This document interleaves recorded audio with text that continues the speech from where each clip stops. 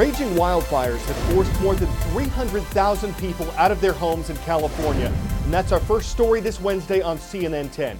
Thank you for watching. I'm Carl Azus. A woman from the town of Paradise, which is in Northern California, thought her life was over when her car was surrounded by flames. She called her husband, who told her to get out and run. She did, feeling around through the ash until she reached a fire engine. Firefighters pulled her inside, and a bulldozer came through and cleared a path for them to escape. This is one of the harrowing stories about the Camp Fire, the name of the blaze in Northern California. It is now the deadliest wildfire in the state's recorded history. It has killed 42 people and scorched 125,000 acres. That's bigger than the size of Atlanta, Georgia. 6,500 homes and 260 commercial buildings have been lost to the Camp Fire.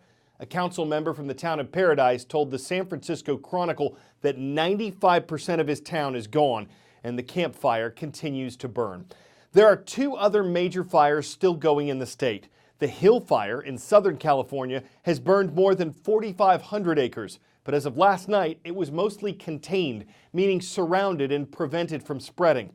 That isn't the case with the Woolsey Fire. It's also in Southern California and was only 35% contained yesterday. It has burned more than 96,000 acres and destroyed at least 435 buildings. And hurricane-force gusts of wind of at least 74 miles per hour or higher were whipping through the canyons. That only helps wildfires travel faster.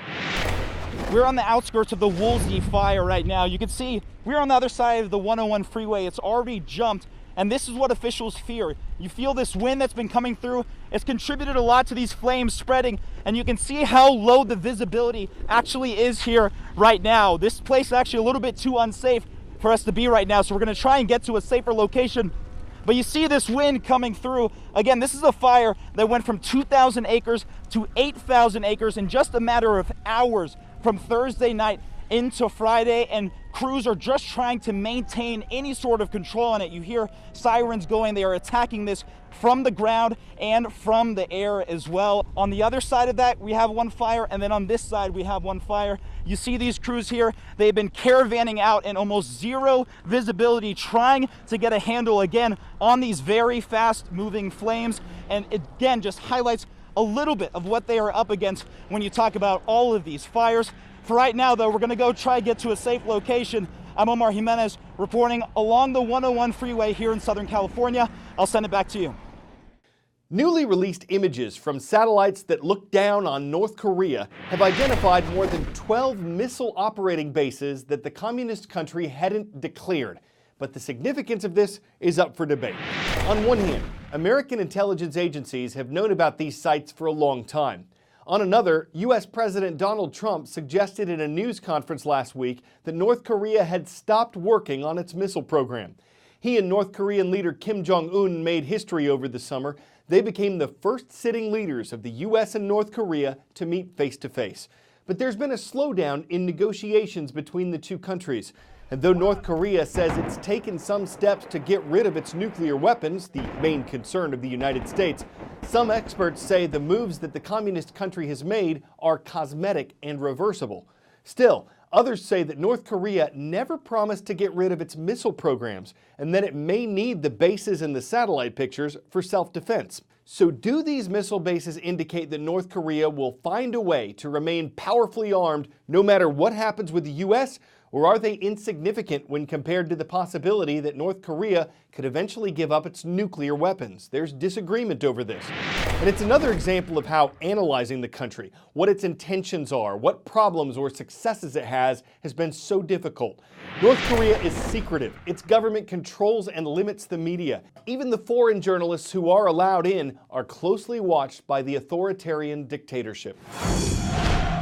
North Korea has been like this black hole. That's what it looks like, an island without electricity in one of the brightest parts of the world. North Korea is probably the hardest intelligence target of all. They are putting together a program to keep intelligence assets focused on North Korea. As far as information is concerned, they want to keep it hermetically sealed.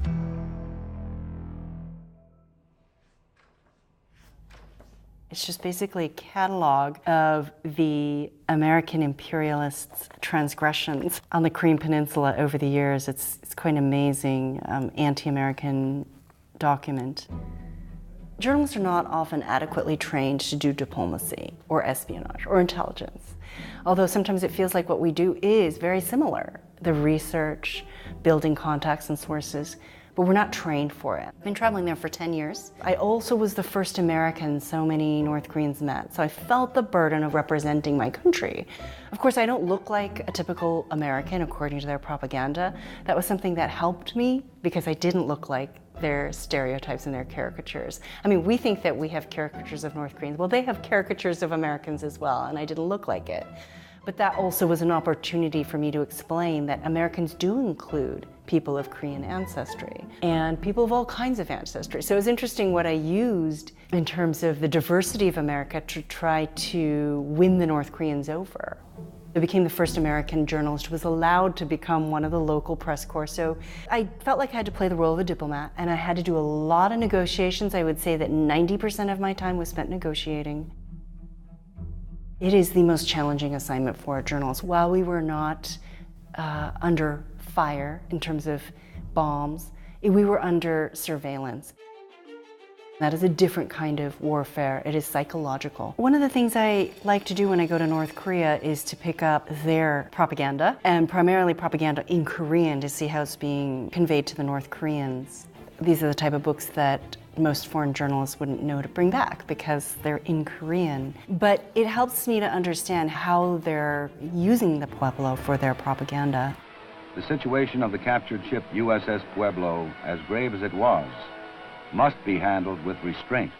January of 1968, the US military had sent a spy ship, a very small, reconfigured ship, to the waters off North Korea's east coast to see what kind of naval activity North Korea was up to, and also to see what kind of activity the Soviet Union was up to in those waters. The crew of 83, well, 82, because one of them did die in the fight, they were in North Korean captivity for 11 months while these negotiations for the release dragged on. 11 months that they say was just pure, literal torture, where they were beaten, kept in extremely harsh conditions.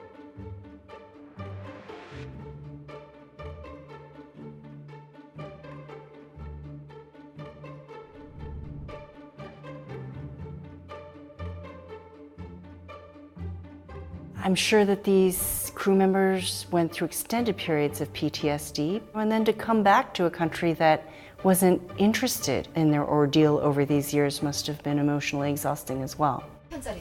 This is the pieces of that bullet. The ship itself serves as a war trophy, but you realize everything in there is like a totem to anti-Americanism. Everything has been kept and preserved. You cannot help as an American but just get chills up your spine.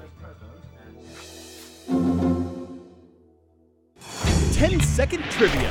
Which of these places is located in the Irish Sea? The Bay of Biscay, Aran Islands, Inner Hebrides, or Isle of Man?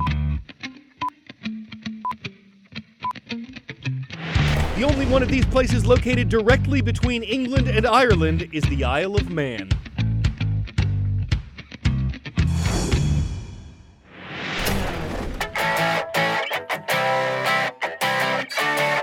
And our last story takes you to the Isle of Man, where you might think this is a grand castle that's overlooked the sea for centuries.